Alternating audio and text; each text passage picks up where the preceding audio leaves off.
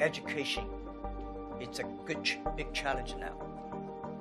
If we do not change the way we teach, 30 years later we'll be in trouble. Because the way we teach, the thing we teach our kids are the things the past 200 years is knowledge-based. And we cannot teach our kids to compete with machine who is smarter. We have to teach something unique. That is, machine can never catch up with us.